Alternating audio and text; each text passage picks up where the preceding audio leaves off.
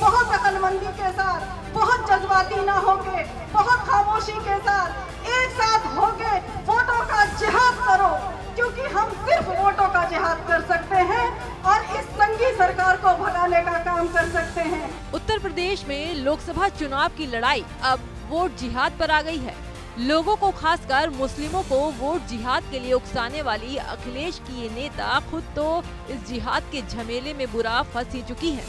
साथ ही साथ राहुल गांधी के वरिष्ठ लीडर सलमान खुर्शीद के लिए भी उन्होंने नई मुसीबत खड़ी कर दी।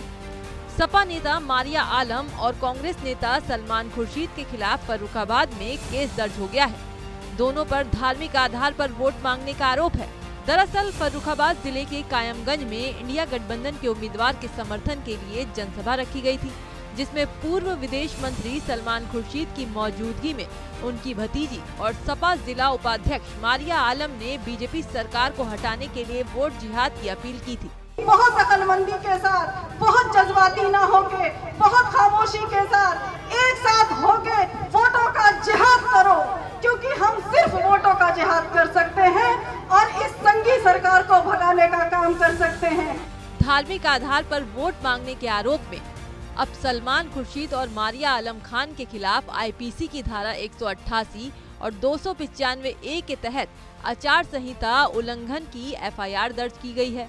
एसपी ने कहा, मामले में जो भी दोषी होगा उसके खिलाफ कार्रवाई की जाएगी। मारिया आलम खान सपा से संबंध रखती हैं का एक वीडियो वायरल हो रहा है, जिसमें कि वो धर्म के आधार पर वोट मांगने का प्रयास कर रही हैं। ये आचार संहिता का उल्लंघन है।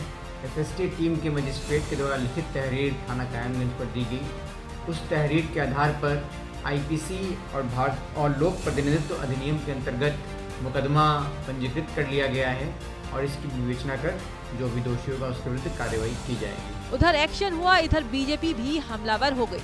यूपी के डिप्टी सीएम केशव प्रसाद मौर्य ने कहा, भारत के अंदर ना लव जिहाद चलेगा, ना लैंड जिहाद और ना वोट का जिहाद। ना लव जिहाद चलेगा, ना जमीन का जिहाद चलेगा और ना वोट का जिहाद चलेगा। इस समय अगर कुछ भी चलेगा तो हिंदुस्तान के विकास का संकल्प चलेगा, विकसित भारत के गारंटी का संकल्प चलेगा।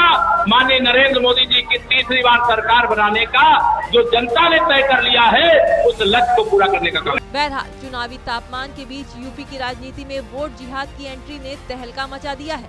वोट जिहाद भी अब चुनावी हथियार बन गया है। जो किस पार्टी को नतीजों के दिन घायल करेगा वो तो वक्त बताएगा।